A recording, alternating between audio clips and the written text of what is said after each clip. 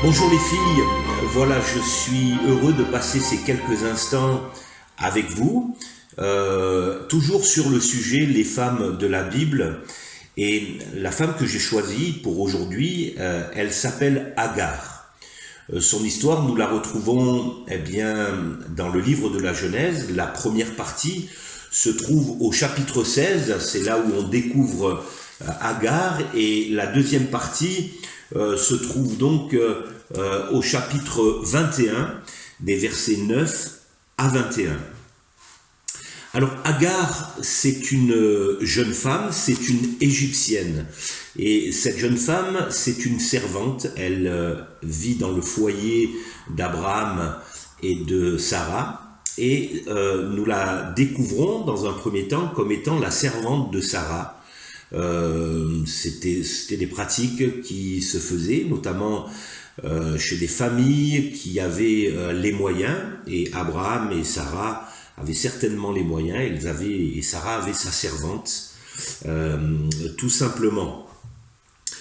Ce que nous découvrons aussi, c'est que dans le livre de la Genèse, c'est que l'Éternel avait fait une promesse à Abraham et à Sarah par la même occasion, une promesse d'une descendance.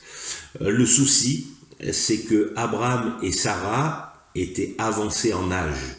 Et ils avaient l'âge, plutôt que d'être parents, ils avaient l'âge d'être grands-parents. Et donc ça devenait de plus en plus difficile, compliqué pour eux d'avoir un enfant, et même c'était devenu pratiquement impossible. Alors comme ils avaient reçu cette promesse de la part de l'Éternel, ils ont voulu accomplir par eux-mêmes cette promesse. Et Sarah a proposé à Abraham d'avoir une relation avec lui pour donner à Abraham une descendance. L'Éternel avait promis à Abraham une descendance, et Sarah a voulu faire un compromis avec son mari et a proposé à Abraham d'avoir une relation avec Agar. Donc cette relation a eu lieu, Agar a été enceinte, et dans le moment où elle était enceinte, du fait d'être enceinte, elle a méprisé Sarah. Sarah a maltraité Agar, et Agar s'est enfuie. Et elle s'est retrouvée dans le désert. D'ailleurs, c'est intéressant de savoir que le nom Agar veut dire fuite. Et donc, nous voyons bien que Agar portait bien son nom. Parce qu'il y a eu ces troubles, avec Sarah, Agar a fui dans le désert. Elle était certainement malheureuse de quitter, cette maison, mais aussi malheureuse de se retrouver seule, dans un endroit où elle devenait vulnérable pour sa vie. Mais nous voyons ici, donc dans Genèse chapitre 16, verset 7, il est écrit « L'ange de l'Éternel la trouva près d'une source d'eau dans le désert de Mine de Chour. Il dit « Agar, servante de Sarai, d'où viens-tu et où vas-tu » Elle répondit « Je fuis loin de Sarah, ma maîtresse. » L'ange de l'Éternel lui dit « Retourne vers ta maîtresse et humilie-toi sous sa main. » L'ange de l'Éternel lui dit « Je multiplierai ta postérité et elle sera si nombreuse qu'on ne pourra la compter. » Nous voyons ici que lorsque nous sommes en difficulté et lorsque nous voulons fuir un problème parce que nous sommes maltraités, parce que peut-être nous avons peur d'affronter le problème, nous voyons ici que l'Éternel est toujours auprès de nous. La Bible nous dit que l'Éternel ne nous délaisse pas, il ne nous abandonne pas. Oui, on peut réfléchir et penser que dans ces moments difficiles, Agar s'est sentie délaissée, s'est sentie seule dans le désert, elle a fui. Mais ce n'est pas la réalité. Et j'aimerais vous inviter à réfléchir à cela, les filles. C'est que parfois nous sommes confrontés à des événements qui sont difficiles à gérer, des événements qui sont difficiles à vivre, des événements qui nous troublent dans nos émotions. ça peut nous apporter de la tristesse, de la colère, ça peut nous apporter de la crainte, et nous nous sentons seuls à devoir gérer ces choses-là. Eh bien, ce texte nous montre, et il y a tant d'histoires dans la Bible qui nous montrent que même si, nous pensons être seuls face à la difficulté, l'Éternel est toujours avec nous. Le Seigneur Jésus-Christ a pu dire, avant de monter au ciel, ces paroles qui sont étonnantes. Alors qu'il allait monter au ciel, il a pu dire à ses disciples, « Je suis avec vous tous les jours jusqu'à la fin du monde. » Et c'est une réalité. Et j'aimerais que vous puissiez retenir cela, les filles, aujourd'hui. C'est que quels que soient les temps, les circonstances, les choses que vous pouvez vivre, eh bien, le Seigneur Jésus est avec nous. Il ne fait exception de personne, c'est-à-dire qu'il ne met personne de côté. Regardez bien, les promesses ont été faites à Abraham. Agar est une étrangère, mais pourtant, l'Éternel est auprès d'Agar dans le désert. Cela montre que, l'Éternel aime tous les hommes. Le Seigneur Jésus-Christ aime tous les hommes. D'ailleurs, ce verset, ces paroles de Jésus, qui nous disent que Dieu a tant aimé le monde qu'il a donné son Fils unique, afin que quiconque croit en lui ne périsse pas, mais qu'il ait la vie éternelle. Alors que vous puissiez vous souvenir de cela.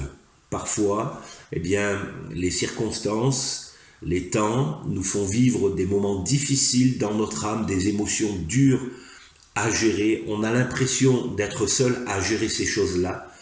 Mais le Seigneur Jésus-Christ nous invite à réaliser qu'il est auprès de nous.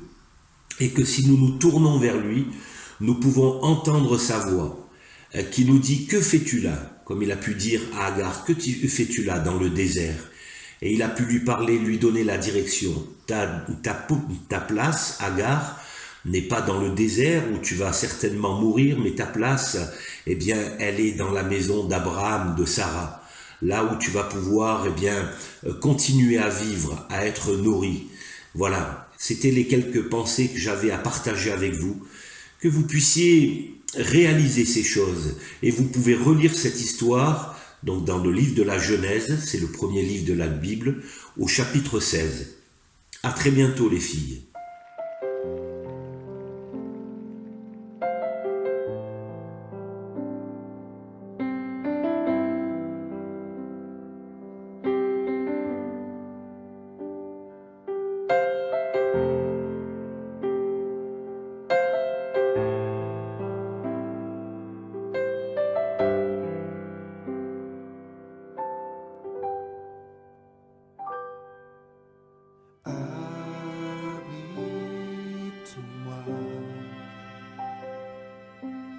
Sous tes ailes, couvre-moi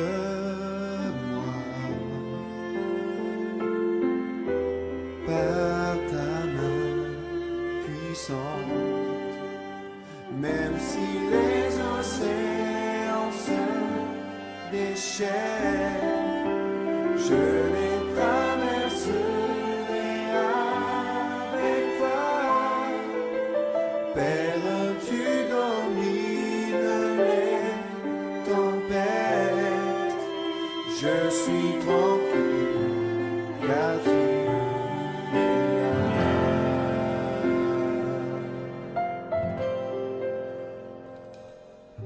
En Jésus seul, je me confie.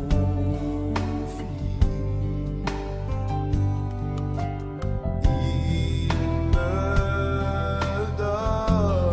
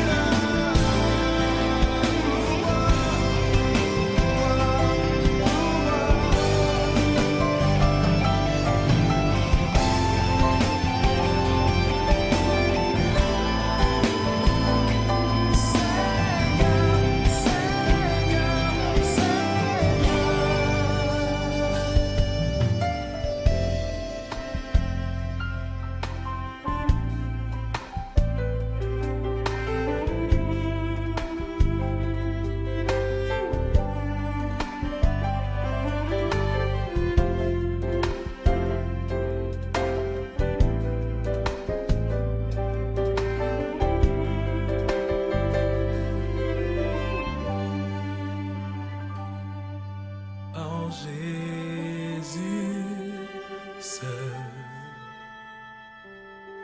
Je me